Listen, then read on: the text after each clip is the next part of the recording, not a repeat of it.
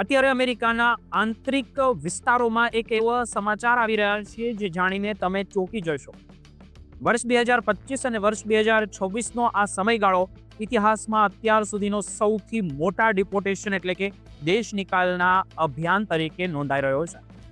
અત્યાર સુધી આપણે જોતા હતા કે ઇમિગ્રેશન વિભાગની કાર્યવાહી માત્ર બોર્ડર સુધી સીમિત હતી, પરંતુ હવે ટ્રમ્પ પ્રશાસનને પોતાની રણનીતિ એકદમ બદલી નાખી છે. હવે આ લડાઈ બોર્ડર પર નહીં પણ અમેરિકાના નાના નાના શહેરો અને ગામડાઓમાં પણ પહોંચી ગઈ છે, જ્યાં આપણા હજારો ગુજરાતી પરિવાર વસે છે. ખાસ કરીને ઓરેગોન કે વેસ્ટ વર્જિનિયા, મિનેસોટા અને ઓક્લાહોમા જેવા રાજ્યોમાં અત્યારે ભારે ફફડાટ જોવા મળી રહ્યો છે. મિત્રો, તમે જોતા હશો આ ઓપરેશનની સૌથી મોટી અસર આપણા ગુજરાતી અને ભારતીય ભાઈ બહેનો એટલે કે ડાયસ્પોરા ઉપર, ખાસ કરીને પટેલ સમાજ ઉપર પણ પડી રહી હોય તેવું આપણે જોઈએ છે. તમને જણાવી દઈએ કે અમેરિકાના મોટેલ ઉદ્યોગમાં ગુજરાતીઓનું એક હથ્થું શાસન છે. દેશની લગભગ 42% હોટેલો ગુજરાતીઓની માલિકીની છે અમેરિકાની અંદર, અને નાના શહેરોમાં તો આ આંકડો 80થી 90% સુધી અત્યારે પહોંચી ગયો છે. પરંતુ આ સફળતા જ હવે તેમની નબળાઈ બની ગઈ હોય, કારણ કે ગુજરાતી પરિવારો મોટાભાગે પોતાની મોટેલની અંદર જ રહેતા હોય છે.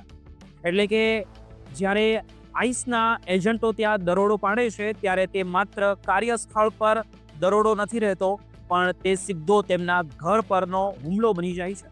પ્રશાસન દાવો કરી રહ્યું છે કે તેઓ માત્ર ખતરનાક ગુનેગારોને પકડી રહ્યા છે, પરંતુ તમે અત્યાર સુધી જોયું હશે તો વાસ્તવિકતામાં કંઈક અલગ જ દેખાય છે. અને ડેટા મુજબ જોઈએ તો તાજેતરમાં પકડાયેલા 89 ભારતીયોમાંથી 21 જેટલા ગુજરાતીઓ હતા, જેમાંથી મોટાભાગના લોકો પર કોઈ હિંસક ગુનો નહોતો, પણ માત્ર વિઝા, ઓવરસ્ટે અથવા તો નાણાકીય વ્યવહારોના ટેકનિકલ કારણોસર તેમને નિશાન બનાવવામાં આવ્યા છે. વેસ્ટ વર્જિનિયામાં તો ઓપરેશન જે કન્ટ્રી રોડ્સના નામે માત્ર 2 અઠવાડિયામાં જ 650થી વધુ લોકોની અટકાયત કરવામાં આવી છે. ત્યાં દયાભાઈ નામના એક વ્યક્તિની આગેવાની હેઠળ સ્પેશિયલ ટીમ દ્વારા નાના ગામડાઓમાં માસ એજન્ટો મોકલીને ભયનું વાતાવરણ પણ ઊભું કરવામાં આવ્યું છે. બીજી તરફ ઓરેગોનના હિલ્સબોરોમાં તો સ્થિતિ એટલી ગંભીર હતી કે ફેડરલ એજન્ટોએ રસ્તા પર નિર્દોષ વિદ્યાર્થીઓ પર બંદૂકો તાણી હતી, જેમના કારણે સ્થાનિક પોલીસ અને ફેડરલ એજન્ટો વચ્ચે સીધી અથડામણ થતી રહી હતી. પરિસ્થિતિ એટલી હદે વણસી છે કે હિલ્સબોરો શહેર ઇમરજન્સી જાહેર કરવી પડી હતી, અને મિનેસોટામાં પણ ઓપરેશન મેટ્રો સર્જ હેઠળ હજારો એજન્ટો તૈનાત કરવામાં આવ્યા છે. કે અમેરિકન નાગરિકોને પણ ભૂલથી પકડી લેવાના કિસ્સાઓ સામે દેખાઈ રહ્યા છે. મિનેસોટામાં ઘણા સમુદાયની સાથે સાથે ભારતીય સમુદાયમાં પણ એટલો જ ડર છે કે લોકોએ કામ પર જવાનું બંધ કરી દીધું છે અને દુકાનો ખાલી પડી રહી છે.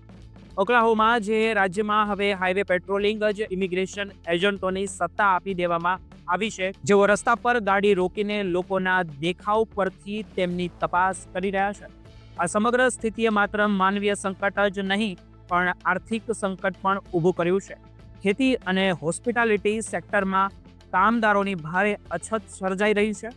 ગુજરાતી સમાજ જે હંમેશા પોતાની મહેનત અને શાંતિપ્રિય સ્વભાવ માટે જાણીતો છે, તે આજે અનિશ્ચિતતાના માહોલમાં જીવી રહ્યો છે.